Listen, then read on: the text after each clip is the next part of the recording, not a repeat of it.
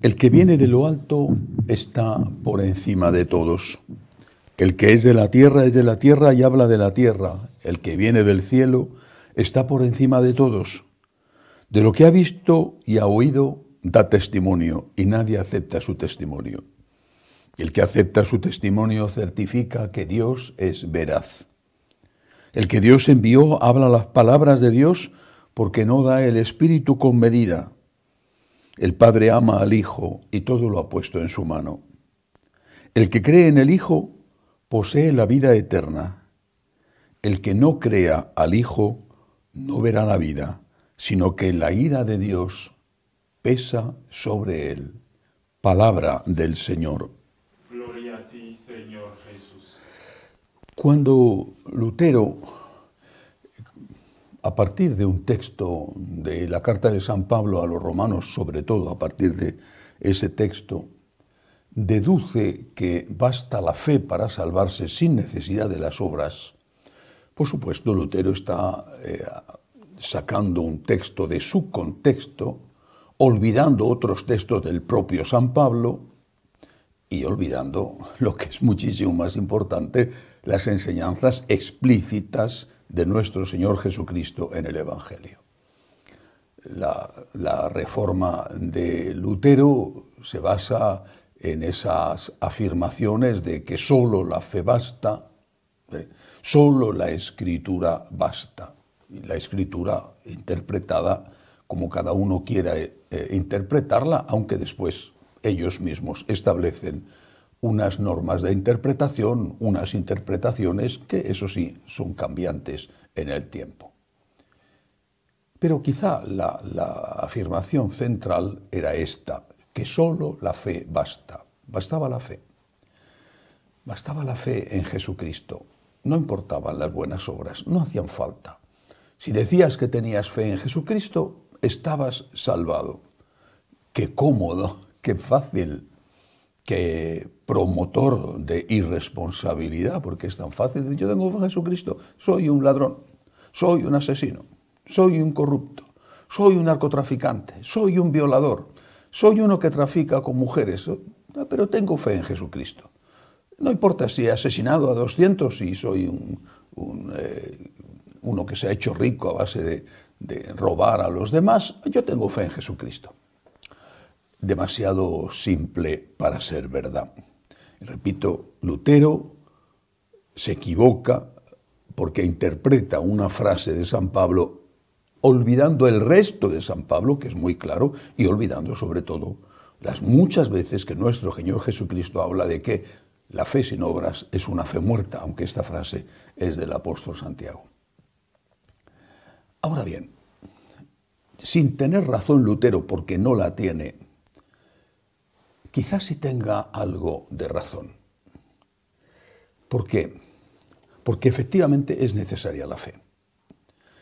No es suficiente la fe, pero es necesaria la fe. Es necesaria. ¿Y por qué es necesaria la fe? Lo dice el Evangelio de hoy al final. Voy a volver a leerlo. El que cree en el Hijo posee la vida eterna.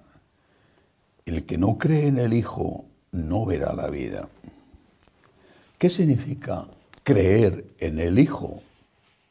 Significa creer que Cristo es Dios. La batalla principal que libramos dentro de la Iglesia Católica, desde la época del modernismo, por lo tanto hace más de 100 años, esa batalla es precisamente la batalla por dar testimonio de la divinidad de Jesucristo sin olvidar su humanidad. Cristo es Dios.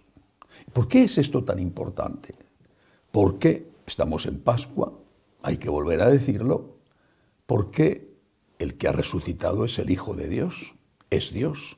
Pero es que resucitó porque antes murió, y murió para salvarnos. Si Cristo no es Dios, su muerte no es muerte redentora, será una muerte lastimable, penosa, injusta, no es muerte redentora. Lo es porque Él es Dios. San Pablo, que sabía muy bien lo que decía, afirmaba: si Cristo no ha resucitado, somos los más desdichados de los hombres. Y añadía: pero Cristo ha resucitado. Ahora bien, si Cristo es Dios, y su muerte, porque es Dios, es redentora, y su resurrección nos abre las puertas del cielo cuando nos acogemos a su divina misericordia, si esto es así, sus enseñanzas también son enseñanzas de Dios. Y si yo niego que sus enseñanzas son enseñanzas de Dios, si yo niego que la palabra de Cristo es palabra de Dios, si yo niego esto, estoy negando la divinidad de Jesús. No, yo no logro entender cómo no se dan cuenta, como me parece tan evidente, y a la vez veo que hacen todo lo contrario, no me queda más remedio que deducir que no son tan tontos, porque es evidente, sino que han perdido la fe en la divinidad de Cristo. Siguen siendo sacerdotes o siguen siendo obispos, y tendrán su fe, la que sea, y quizá, probablemente, son mejores personas que yo. Ahora no entramos a juzgar las cualidades morales de este o de aquel. Pero ya no tienen fe en Jesucristo. En fe en Jesucristo como Dios. Si no se acepta íntegro el mensaje de Jesús sin modificar una coma, si no se acepta íntegra la enseñanza de Cristo, se está negando su divinidad. Vuelvo a leer el texto final del fragmento del Evangelio de San Juan que he leído hoy, con la última frase que no he leído antes cuando he repetido a propósito.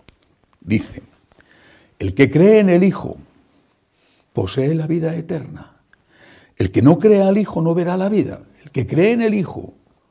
¿Qué significa creer en el Hijo? Creer en la divinidad de Jesús, pero creer también en el mensaje de Jesús. Y cuando tú crees en el mensaje de Jesús, aunque te cueste mucho practicarlo, aunque caigas 70 veces 7, estás luchando por cumplirlo. Estás pidiendo perdón. Estás suplicando misericordia al Dios de la misericordia y estás recibiendo la salvación.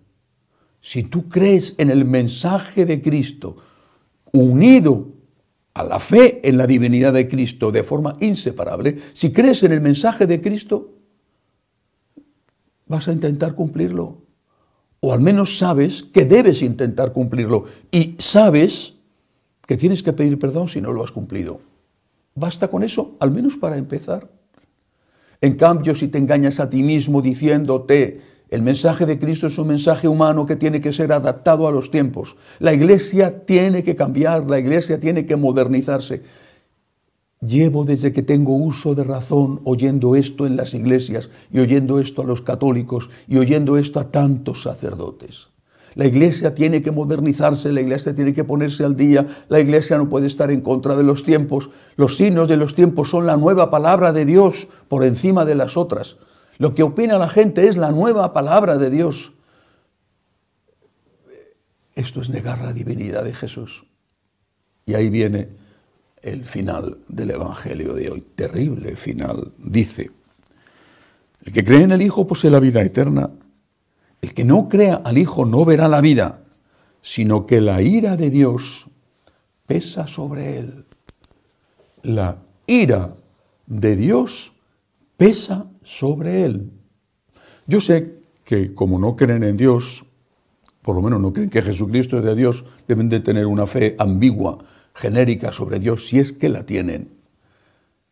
Como no creen en Dios, no creen en la vida eterna, no creen en el premio o en el castigo, no creen.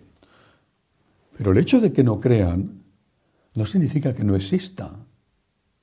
No creen que estas palabras sean pronunciadas por Jesús, o al final dicen: como era un hombre, ¿qué más me da a mí lo que digan?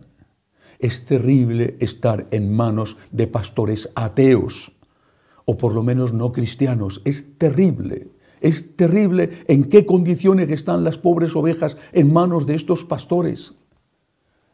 Pero esto es palabra de Dios y esto se cumple.